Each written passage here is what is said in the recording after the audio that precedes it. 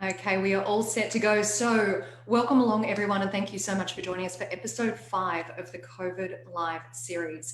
My name is Chantal Broderick, Communications Specialist and Fitness Australia board member, and I'm here today with Fitness Australia CEO Barry Elvish. Barry, how are you? I'm fantastic, thanks, Chantal. I must admit that I wish I was in your seat today up there in sunny Sunshine Coast of Queensland. I miss that part of the world very, very much, so half your luck. Yeah, I do feel very lucky. It is an absolutely gorgeous day up here today, so I cannot complain.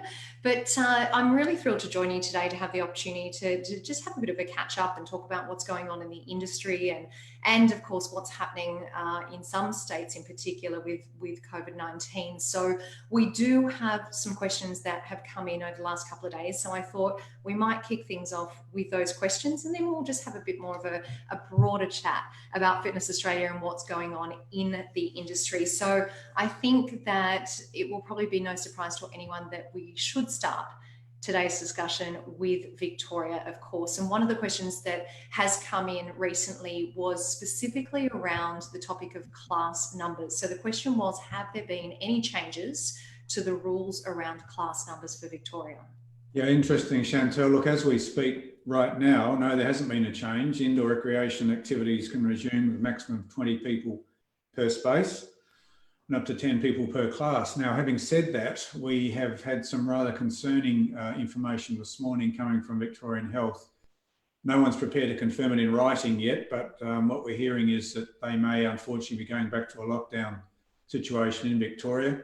We don't know if that means the whole state, just Melbourne, or increasing number of postcodes, but either way, it's pretty unfortunate and bad news for our businesses, our people that work in them, but also, of course, all those people that have just gone back to the gym and are starting to get back into the good habits. So hopefully that information is wrong, but I'm a little bit worried that it may actually be accurate, and we're advised that Premier Dan Andrews may be making an announcement later on this afternoon.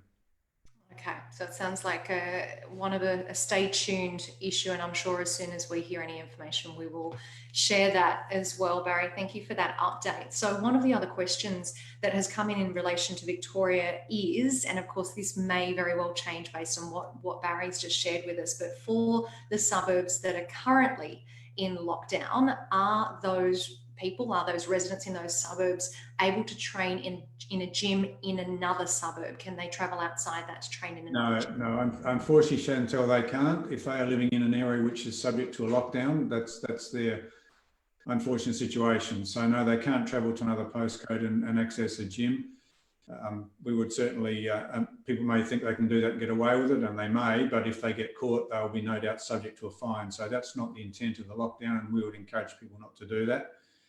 Personal training outdoors can occur, but we're limited to participants plus the instructor. So, look, it's not looking real good in Victoria at the moment, I've got to say.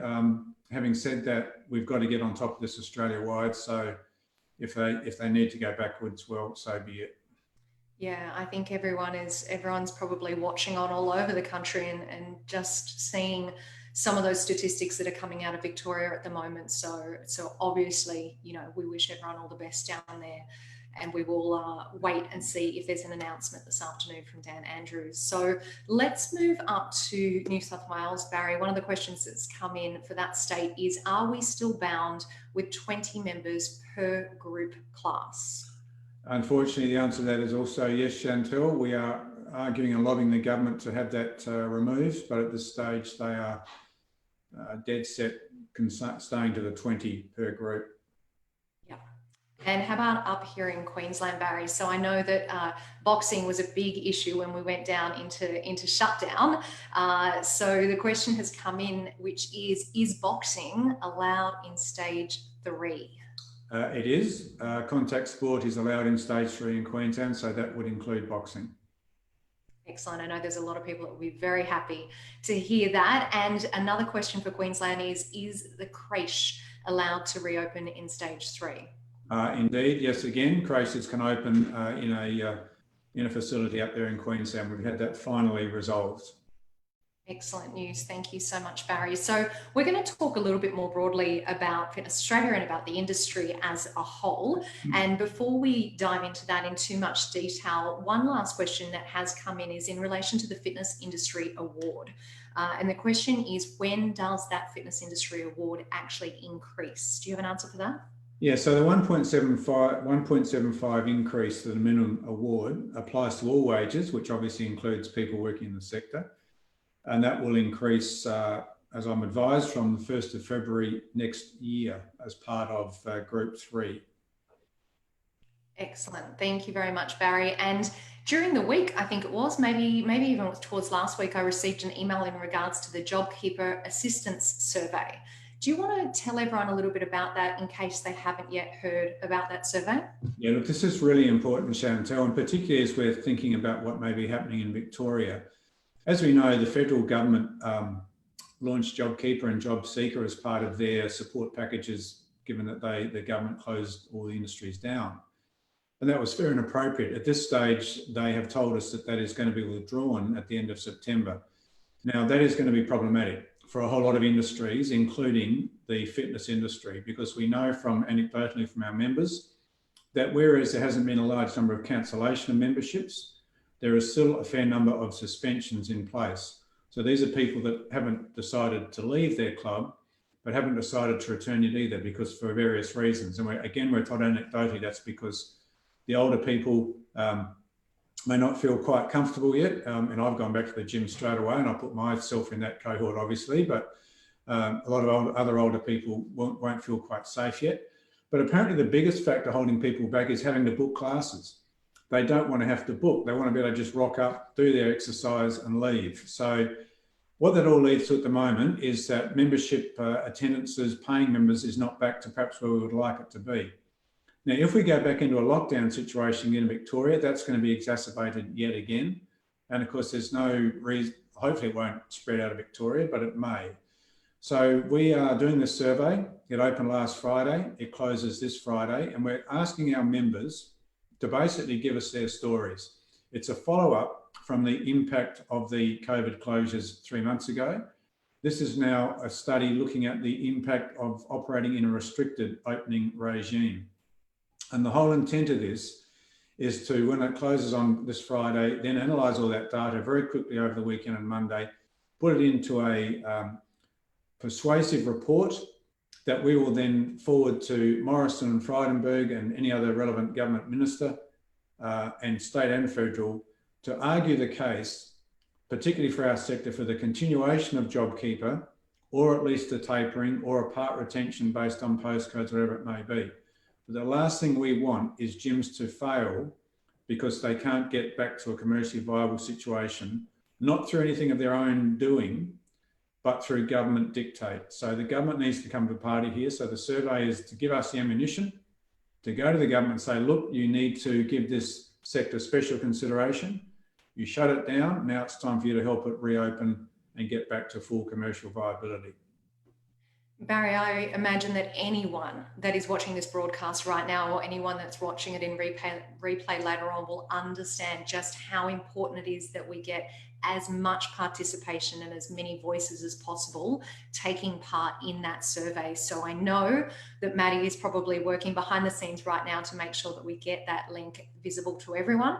I know that it did go out on email, as I said, a couple of days ago. So please, please, please, if you're watching this broadcast or if you're listening to it later on, please have your say, make sure that you participate, make sure that you get your other members, other people that are in the industry to also participate and share your feedback in that survey with us. Barry, is there anything else you want to add to that before we move on? Yeah, it's probably important to also explain, Chantel, that no individual centre or member or location necessarily will be identified.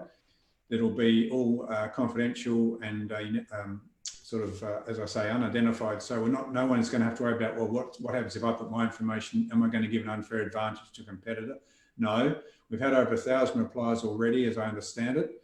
Please keep them coming in, because the more information we can get across as broad a sector as possible gives it more rigour, gives it more grunt, basically, and it means we can go with hopefully a very persuasive case to the government. Thank you so much, Barry. Now, since we've been talking, we have actually had quite a number of questions come in via Facebook. So I'm going to run through those with you now. So the first one is out of Victoria, and it is, can you give us an outline or an update on the rules for 24/7 in Victoria? Okay, so as I understand it, and I'd have to be careful here because I'm not sure I'm 100% right, but I don't think 24/7 is permissible in Victoria at the moment. I'm just a bit nervous. I may have just said the wrong thing. They might have to take that one on notice and let us post it, but I'm pretty confident it's not okay. So what I'm going to do is, while we're talking, because I know that Maddie will be able to have a look, Maddie, maybe if you can pop me a note and let me know if that's the case. And of course, I might just reiterate your statement from when we first started talking 20 minutes ago or 10 minutes ago, Barry, which was, we're not sure what is happening in Victoria, and we may very well see some changes this afternoon overall. So we're not quite sure at the moment. And there's another Victoria question coming up soon. But first, I'm just going to cross to New South Wales. And the question is, are we allowed to do boxing pad workouts in New South Wales? Because we were obviously talking about Queensland earlier. If we are doing boxing pad workouts, does that mean that we're breaking the social distancing rule? Yeah, look, this is an interesting one because I had this argument with some people the other day whereby I said, look, you're going to be social distancing if you keep the pads and the boxing 1.5, like the face is 1.5 metres apart. And as someone indicated, well, when you're actually doing boxing, you tend to move in closer to the face. So therefore, you're breaking the face-to-face 1.5 metres. I've heard various answers on this one, so I'm going to have to get Maddie. I don't want to, again, give people wrong information, so I'm going to get Maddie or one of our other managers to answer this one online. I apologise, I can't give you absolutely definitive information, but the last thing I want to do is tell you something and then get yourselves into trouble. Of course, Barry, absolutely. And I think that for those of you that are asking the questions, if we're unable to answer them live at the moment, then please just check back in the chat thread, because I know that we'll be able to put those updates in there. So again, we spoke about creche in Queensland earlier. We've got the question coming from New South Wales now. Do we know if we're allowed to operate creche in New South Wales? Okay, so the situation here, Chantel, is going to depend. Well, yeah, the answer is, in shortly, is yes, they can. But they need to be careful, I guess, to make sure if they're operating under the Child Care Act. So I know that some gyms here in New South Wales actually operate under the Child Care Act. They provide adjunct or occasional care, and the parents who use that service can get the childcare benefit rebate. Those services operate under a different regime to a child mining or a creche. So yes, they can operate, but the individual gym needs to make sure they understand what they are, what regime, and therefore what restrictions or requirements they operate under.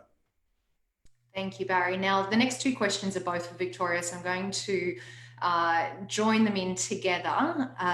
So the first one is Victoria in lockdown from today for gyms, but I think we established earlier that we're not sure on that at the moment. Well, I think just in case I've come in late, Chantel, we need to reiterate that we are hearing from the Health Department in Victoria that there will be further lockdowns.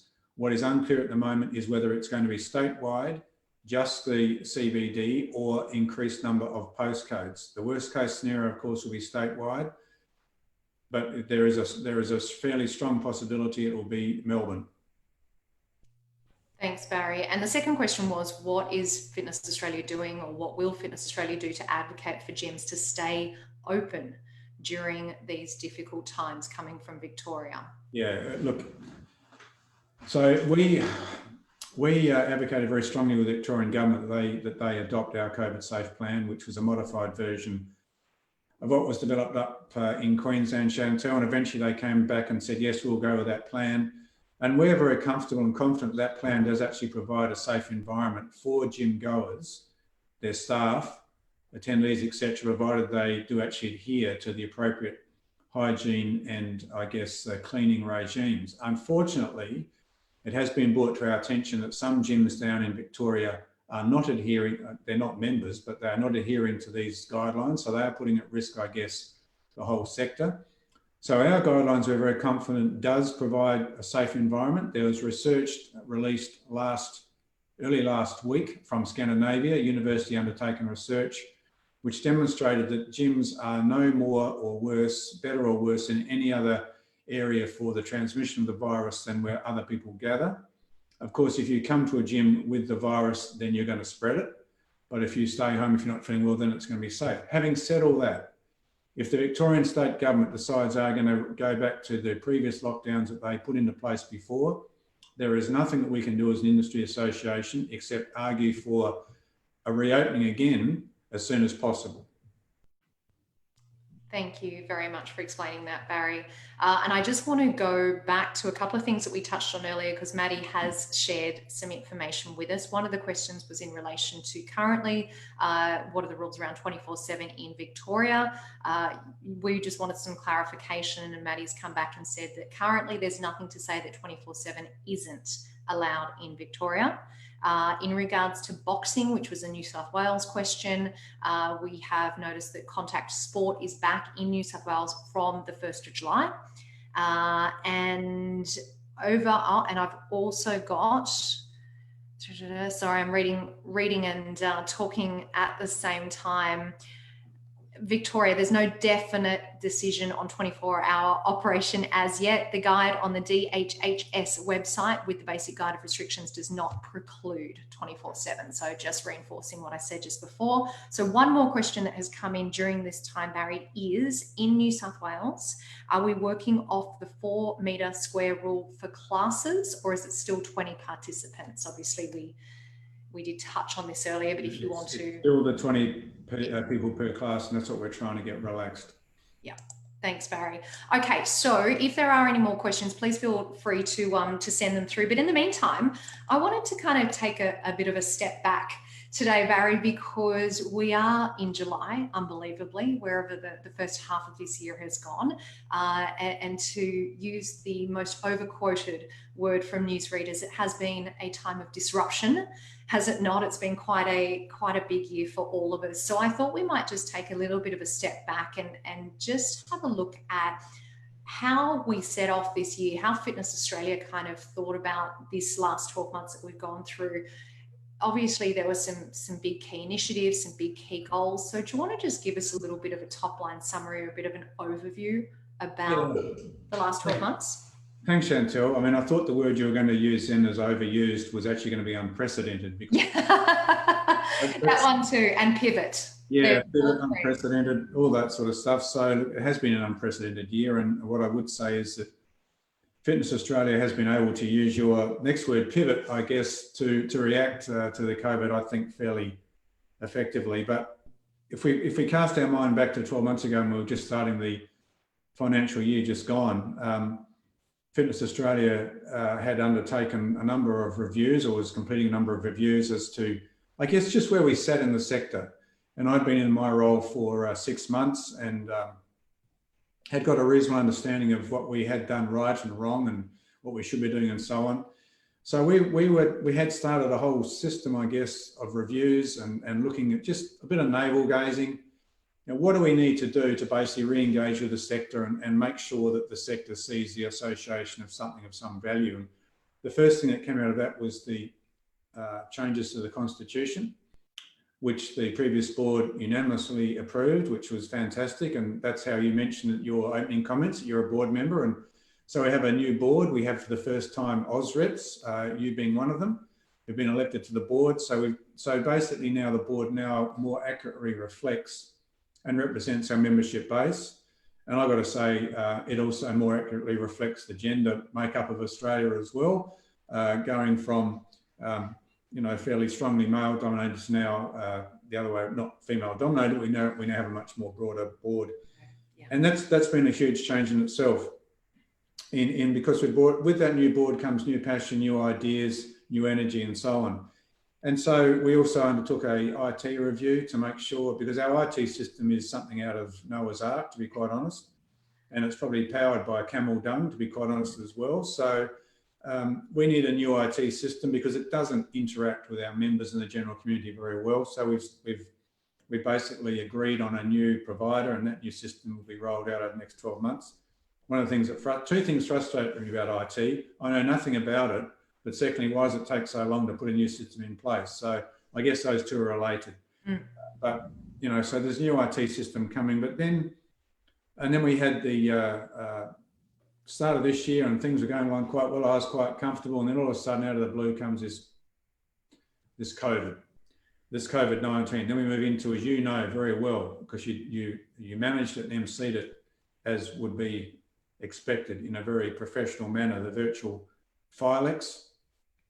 And so we had the virtual Filex, we had COVID-19, we had closures, no consultation, the industry's thrown into complete disarray, not knowing what was coming next. We were told by that well-respected social media journal, the Daily Mail, that we weren't going to be reopening until September or after winter.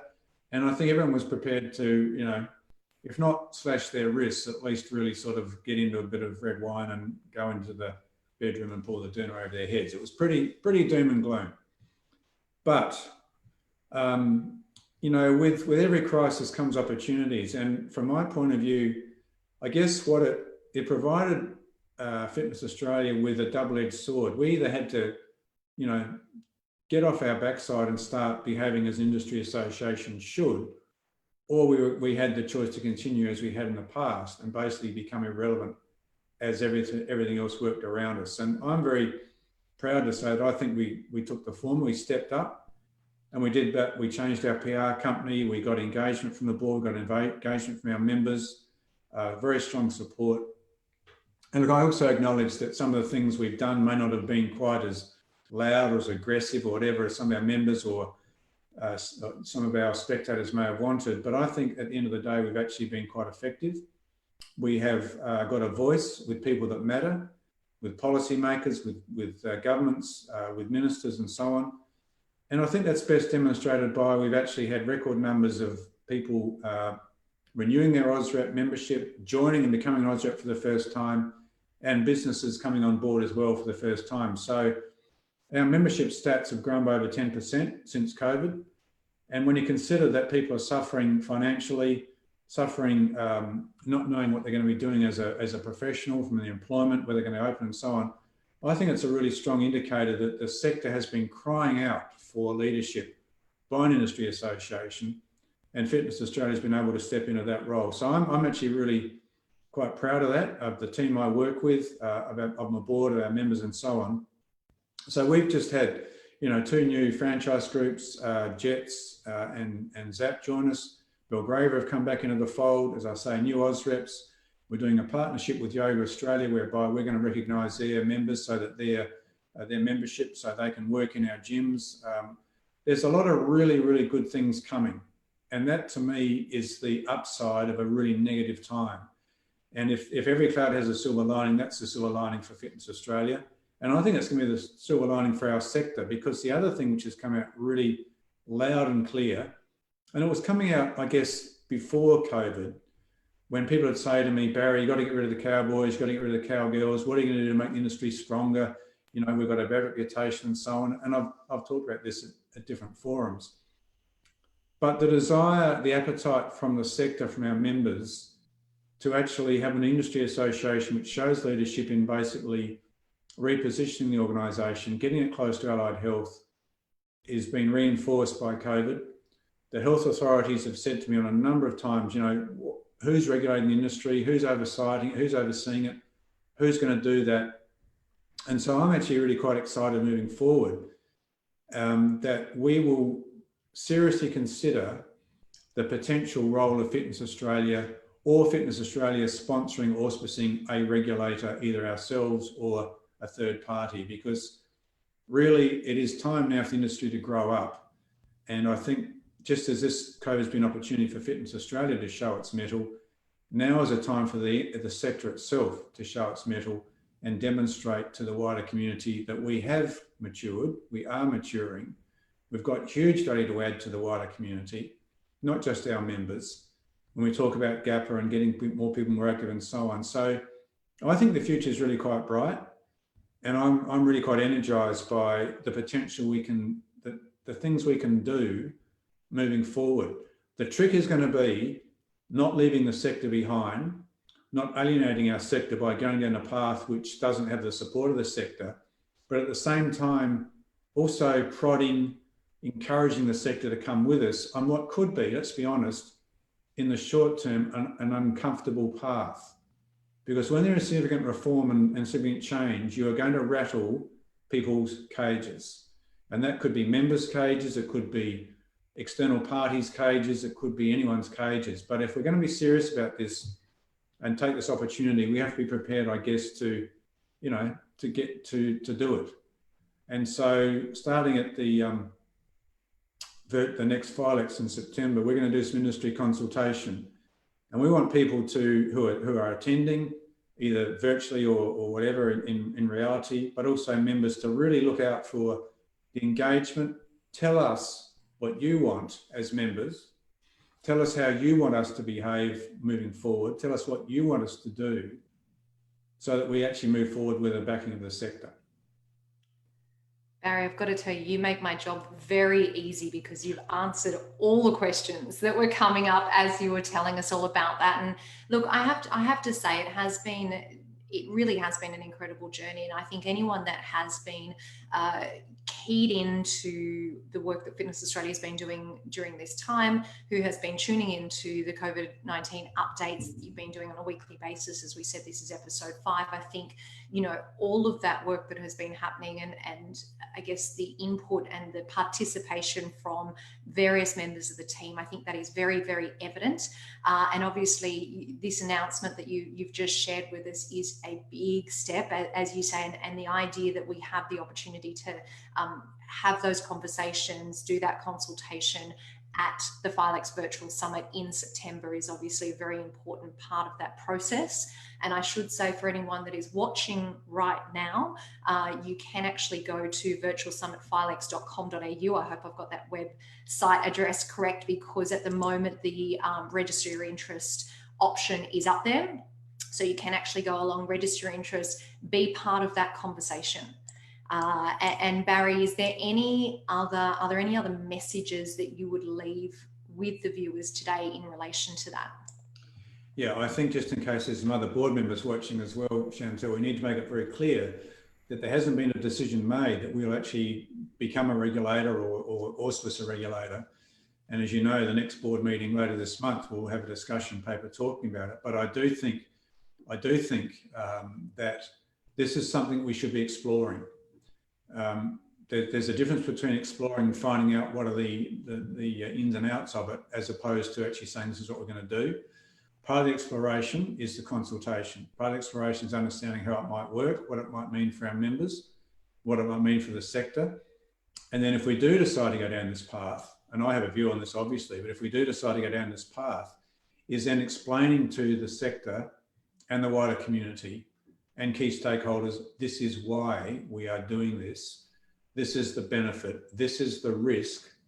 This is the cost in not doing it. This is the benefit in doing it, and so on, because this has to be something which, this is the coming of age of the sector, the opportunity for the coming of age of the sector in Australia. Now, I was speaking to John Holsinger from IRSA the other day, thinking, why should Fitness Australia want to reinvent the wheel? Let's look at what other countries have done. And you probably know this, Chantel, but it was a surprise to me. There is no country in the world that has gone down this path. So we are either madly brave, or we are, forging new territory. But either way, I think we have to have the discussion to find out, crazy, brave, or whatever, whether we go down this path, because this is the time to review it. And whatever the sector tells us, whatever the board tells us, this is what we'll do. But sometimes it's good to be in the vanguard. You know what, Barry, I think you described it perfectly. It's an exploration and it's a time of consultation as well. So I think we just reiterate that to everyone is a really important message. And look, I think you have always been so willing and so open to have that door, to have conversations with people, and no doubt today's conversation will strike up a number of more discussions coming up in the next couple of months and beyond. But thank you for your proposal, your transparency, your thoughts, your discussion, because I think this is important. And as you say, we have obviously gone through a time of great change. So we now have another item on the agenda to take a look at. So what we will do for those of you that are watching now or watching later on in the recorded episode, we will of course put the contact details or the URL for Philex if you do want to take part in that, be part of that conversation, that discussion, and no doubt there will be updates from Fitness Australia HQ as we go on over the next couple of weeks. So Barry, look, I think we've done pretty well to cover a fair bit in the last 30 minutes. Are there any final messages that you wanted to leave us with today? No, just Chantel, I really seriously encourage people to give me their comments. And so what we will do is put my email address up on the post as well so that people can contact me directly, share their views. I'm not going to quote anyone or cite anyone or whatever. If you think it's stupid, tell me. If you think it's possibly okay, tell me. If you think it's fantastic, tell me. Because this is going to, the input of what I get from people listening now will be included in my paper for you, for the board later in July. So it's going to help inform it. So please give us your views. Give me your views. And thank you again, Chantel, for, as usual, absolutely professional. You make me you make me feel quite inadequate, I got to say, when I do this. I don't know, you did my job for me today. I made it very easy. But look, I might just wrap up by saying, yes, absolutely. Please make sure that you reach out to Barry and the team if you have feedback. But I also want to finish off today by just reminding everyone about that JobKeeper survey. Very important, time critical, because I think, Barry, you said it closes this Friday. Correct. So please have your say. Please participate in that survey. I will once again, I'm sure that Maddie's got that link up already, but if you have any questions, reach out to the team at Fitness Australia. And I think that's it. I feel like I need to refer to my notes and just make sure. Oh, I do. There was a little tip down the bottom here, which is tune in for episode 7, which is next week at 1 p.m. So on behalf of all of the team at Fitness Australia, Barry, it's such a pleasure to catch up with you. Thank you for joining me today. Thanks, Chantel. Thanks again. And speak with you virtually again soon. Absolutely. Thank you. Cheers.